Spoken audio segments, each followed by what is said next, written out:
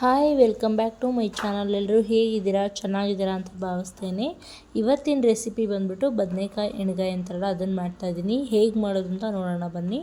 ಮೊದಲನೇದಾಗಿ ನಾನು ಒಂದು ಬಾಣಲಿಯಲ್ಲಿ 1 ಕಪ್ಪಷ್ಟು ಶೇಂಗಾ ತಗೊಳ್ತಾ ಇದ್ದೀನಿ. ಇದೊಂದು 200 ಗ್ರಾಮ್ ಇರ್ಬೋದು. ಇದನ್ನು ನಾನು ಹುರ್ಕೊಳ್ತಾ ಇದ್ದೀನಿ. ಮೊದಲನೇದಾಗಿ ಇದನ್ನು ತುಂಬ ರೋಸ್ಟ್ ಮಾಡೋಕ್ಕೆ ಹೋಗಬೇಡಿ. ಸ್ವಲ್ಪ ಈ ಥರ ಕಲರ್ ಚೇಂಜ್ ಆಗಕ್ಕೆ ಬಂದರೆ ಸಾಕು.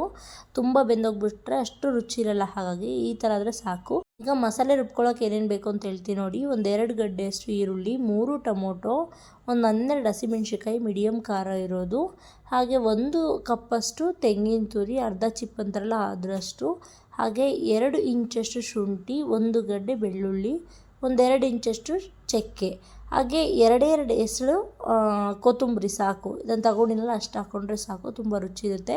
ಚಕ್ಕೆ ಜೊತೆ ಒಂದು 3 ಮೆಣಸು ಹಾಕ್ಕೊಂಡಿದ್ದೀನಿ. ಇದಿಷ್ಟನ್ನು ನಾವು ರುಬ್ಬೋಕೆ ಹಾಕ್ಕೊಬೇಕು. ನಾನು ರುಬ್ಕೊಳ್ಳೋಕ್ಕೆ ಜಾರ್ಗೆ ಹಾಕ್ಕೊಳ್ತಾ ಇದ್ದೀನಿ. ನಿಮ್ಗೇನಾದರೂ ಜಾಸ್ತಿ ತುಂಬೋಗ್ಬಿಡುತ್ತೆ ಅಂದರೆ ನೀವು ಸ್ವಲ್ಪನೇ ಹಾಕ್ಕೊಂಡು ರುಬ್ಕೊಳ್ಬೋದು. ಈಗ 2 ಚಮಚ ಧನಿಯಾ ಪುಡಿನ ಹಾಕ್ಕೊಂಡಿದ್ದೀನಿ. ನಾನು ಇದನ್ನ ಮನೇಲೇ ರೆಡಿ ಮಾಡ್ಕೊಂಡಿರೋ ಧನಿಯಾ ಪುಡಿ, ಅದನ್ನೇ ಹಾಕ್ಕೊಳ್ತಾ ಇದ್ದೀನಿ. ಇದನ್ನು ಫೈನಾಗಿ ಪೇಸ್ಟ್ ಮಾಡ್ಕೊಳ್ಬೇಕು. ನಾವು ಸ್ವಲ್ಪ ನೀರನ್ನ ಆ್ಯಡ್ ಮಾಡಿಕೊಂಡು ಅದು ತುಂಬ ಪೇಸ್ಟ್ ಆದಮೇಲೆ ನಾನು ಶೇಂಗಾ ಹುರಿದಿದ್ನಲ್ಲ ಅದನ್ನು ಸಿಪ್ಪೆ ತೆಗೆದ್ಬಿಟ್ಟು ಈಗ ಹಾಕ್ಕೊಳ್ತಾ ಇದ್ದೀನಿ. ಇದನ್ನು 2 ರೌಂಡು ಡ್ರರ್ ಅನ್ಸ್ಕೊಂಡ್ರೆ ಸಾಕು. ತುಂಬ ಪೇಸ್ಟ್ ಮಾಡ್ಕೊಳ್ಳೋಕೆ ಹೋಗ್ಬಿಡಿ. ಮೀಡಿಯಮ್ಮಲ್ಲಿದ್ದರೆ ಸಾಕು. ಹಂಗಂತ ತುಂಬ ದಪ್ಪ ಪೀಸು ಇರಬಾರ್ದು. ಈ ಥರ ಪೇಸ್ಟ್ ಆಗಿದ್ರೆ ಸಾಕು. ಈಗ ನಾನು ಇದಕ್ಕೆ 2 ಟೇಬಲ್ ಸ್ಪೂನಷ್ಟು ಉಪ್ಪನ್ನು ಆ್ಯಡ್ ಮಾಡ್ಕೊಳ್ತಾ ಇದ್ದೀನಿ. ಉಪ್ಪನ್ನು ಹಾಕಿದ್ಮೇಲೆ ನೀಟಾಗಿ ಮಿಕ್ಸ್ ಮಾಡ್ಕೊಳ್ಬೇಕಾಗುತ್ತೆ. ನಾವು ರುಬ್ಬಿರೋ ಶೇಂಗಾ ಹಾಗೆ ಉಪ್ಪೆಲ್ಲ ಹಾಕಿರ್ತೀವಲ್ಲ ಎಲ್ಲ ನೀಟಾಗಿ ಮಿಕ್ಸ್ ಆಗಬೇಕು. ನೀಟಾಗಿ ಮಿಕ್ಸ್ ಆದರೆ ರುಚಿ ಜಾಸ್ತಿ ಆಗುತ್ತೆ. ಇಲ್ಲ ಒಂದೊಂದು ಭಾಗನೇ ಒಂದೊಂದು ಥರ ಆಗಿಬಿಡುತ್ತೆ ಟೇಸ್ಟ್. ಹಾಗಾಗಿ ಈಗ ಬದನೆಕಾಯಿನ ನಾವು ಈ ಥರ ಕಟ್ ಮಾಡ್ಕೊಳ್ಬೇಕಾಗುತ್ತೆ. 4 ಭಾಗ ಮಾಡ್ಕೊಳ್ಬೇಕಾಗುತ್ತೆ. ಇದೇ ಥರ ಇರಬೇಕು. ಅದನ್ನು ಪೀಸ್ ಮಾಡೋಕ್ಕೆ ಹೋಗಬೇಡಿ. ಈ ಥರ ಕಟ್ ಮಾಡಿಕೊಂಡ್ರೆ ಎಣ್ಗಾಯಿಗೆ ತುಂಬ ಚೆನ್ನಾಗಿ ಬರುತ್ತೆ. ಹಾಗಾಗಿ ಈ ಥರ ನಾನು ಎಲ್ಲ ಬದನೆಕಾಯಿನೂ ಈ ಥರ ಸ್ಲೈಸಾಗಿ ಕಟ್ ಮಾಡ್ಕೊಂಡು ಇಟ್ಕೊಂಡಿದ್ದೀನಿ. ಚಿಕ್ಕದಾಗಿ ಕಟ್ ಮಾಡೋಕ್ಕೆ ಹೋಗಬೇಡಿ, ರುಚಿ ಇರಲ್ಲ. ಹಾಗಾಗಿ ನಾನು ಮೊದಲೇ ಬದನೆಕಾಯಿನ ತೊಳೆದ್ಬಿಟ್ಟು ಕಟ್ ಮಾಡ್ಕೊಂಡಿದ್ದೀನಿ. ಈಗ ತೊಳೆಯೋ ಅವಶ್ಯಕತೆ ಇಲ್ಲ. ಹಾಗಾಗಿ ಈಗ ನಾನು ಒಂದು 6 ಟೇಬಲ್ ಸ್ಪೂನ್ನಷ್ಟು ಎಣ್ಣೆ ಹಾಕ್ಕೊಳ್ತಾ ಇದ್ದೀನಿ. ಆಯಿಲ್ನ ನೀವು ಆಯಿಲ್ ಕಡಿಮೆ ಬೇಕು ಅಂತಂದರೆ ನೀವು ಕಡಿಮೆನೂ ಮಾಡ್ಕೊಳ್ಬೋದು. ಎಣ್ಗಾಯಿಗೆ ಆಯಿಲ್ ಇದ್ದರೆ ಚೆನ್ನಾಗೆ. ಹಾಗೆ ನಾನು ಒಂದು ಸ್ವಲ್ಪ ಸಾಸಿವೆ ಹಾಕ್ಕೊಂಡಿದ್ದೀನಿ. ಸಾಸಿವೆ ಚಟಪಟ ಆದಮೇಲೆ ಒಂದು ಅರ್ಧ ಹೋಳು ಈರುಳ್ಳಿ, ಹಾಗೆ ಸ್ವಲ್ಪ ಕರ್ಬೇವಿನ ಸೊಪ್ಪನ್ನು ಕೂಡ ಹಾಕ್ಕೊಂಡಿದ್ದೀನಿ. ಇದು ತುಂಬ ಗೋಲ್ಡನ್ ಬ್ರೌನ್ ಆಗಬೇಕು ಅಂತ ಏನಿಲ್ಲ, ಮೀಡಿಯಮಾಗಿ ಬೆಂದರೆ ಸಾಕು ಈರುಳ್ಳಿ.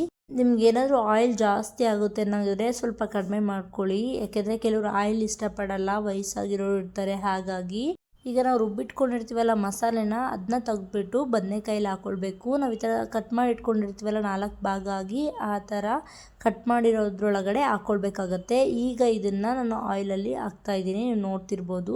ಈಗ ಲೋ ಫ್ಲೇಮಲ್ಲಿ ಇಟ್ಕೊಂಡ್ಬಿಡಿ, ಯಾಕೆಂದರೆ ಸೀದೋಗೋ ಚಾನ್ಸಸ್ ಇರುತ್ತೆ. ಹಾಗಾಗಿ ನಾನು ಎಲ್ಲದಕ್ಕೂ ಫಿಲ್ ಮಾಡಿಬಿಟ್ಟು ಈ ಥರ ಹಾಕ್ಕೊಳ್ತಾ ಇದ್ದೀನಿ. ನೀವು ಹಾಗೆ ಹಾಕಿದ್ರೆ ಆ ರುಚಿ ಕೊಡಲ್ಲ. ಹಾಗೆ ಬದನೆಕಾಯಿಗೆ ಈ ರುಬ್ಬಿರುವ ಮಸಾಲೆ ಹೊಂದಲ್ಲ. ಹಾಗಾಗಿ ಈ ಥರ ಹಾಕ್ಕೊಳ್ಬೇಕು. ಎಲ್ಲ ಬದನೆಕಾಯಿನೂ ಈ ಥರ ಹಾಕಿದ್ಮೇಲೆ ಸ್ವಲ್ಪ ಮಸಾಲೆ ಉಳಿದಿರುತ್ತಲ್ಲ ರುಬ್ಬಿರೋದನ್ನು, ಅದನ್ನು ಕೂಡ ಈಗ ಹಾಕಿ ಒಂದ್ಸಲ ನೀಟಾಗಿ ಮಿಕ್ಸ್ ಮಾಡ್ಕೊಳ್ಬೇಕಾಗುತ್ತೆ. ನೀರನ್ನ ಈಗಲೇ ಆ್ಯಡ್ ಮಾಡಬೇಡಿ. ಸ್ವಲ್ಪ ಗ್ರೇವಿ ಥರ ಆಗ್ತಾಯಿದೆ ಅಂತ ಅಂದಾಗ ಸ್ವಲ್ಪ ನೀರನ್ನ ಆ್ಯಡ್ ಮಾಡಿ. ಈಗ ಮಾಡಿದ್ರೆ ಬದನೆಕಾಯಿಗೆ ಮಸಾಲೆ ಹತ್ಕೊಳ್ಳಲ್ಲ. ಹಾಗಾಗಿ ನೀವು ನೋಡ್ತಿರ್ಬೋದು, ಈ ಥರ ನಿಧಾನವಾಗಿ ಒಂದೊಂದನ್ನೇ ಕಲಿಸ್ತಾ ಆದಾಗ ಸ್ವಲ್ಪ ಗ್ರೇವಿ ಕನ್ಸಿಸ್ಟೆನ್ಸಿ ಬರುತ್ತಲ್ಲ, ಆವಾಗ ನಾವು ನೀರನ್ನ ಹಾಕ್ಕೊಳ್ಬೇಕಾಗತ್ತೆ.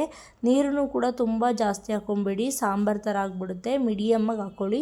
ಈ ಥರ ಸ್ವಲ್ಪ ಮಧ್ಯದಲ್ಲಿ ಕೈ ಆಡಿಸ್ತಾ ಇರಿ. ಈಗ ಒಂದು 5-6 ನಿಮಿಷ ಮಧ್ಯದಲ್ಲಿ ಕೈ ಆಡಿಸ್ಕೊಂಡು ಬೇಯಿಸ್ಕೊಂಡ್ರೆ ಆಯಿತು. ಈ ಥರ ರೆಡಿಯಾಗುತ್ತೆ. ಈ ಥರ ಆದಮೇಲೆ ಆಫ್ ಮಾಡಿಬಿಡಿ. ಒಂದೊಳ್ಳೆ ಗ್ರೇವಿ ಕನ್ಸಿಸ್ಟೆನ್ಸಿ ಬರುತ್ತೆ. ಆವಾಗ ಆಫ್ ಮಾಡಿದ್ರೆ ಸಾಕು. ನೋಡಿ ಈಗ ರೆಡಿ ಆಯಿತು ಬದನೆಕಾಯಿ ಎಣ್ಗಾಯಿ. ತುಂಬ ಚೆನ್ನಾಗಿರುತ್ತೆ ರೊಟ್ಟಿ ಚಪಾತಿಗೆಲ್ಲ. ಟೇಸ್ಟ್ ಹೇಗಿತ್ತು ಅಂತೇಳಿ ಕಮೆಂಟ್ ಮಾಡಿ. Thank you for watching.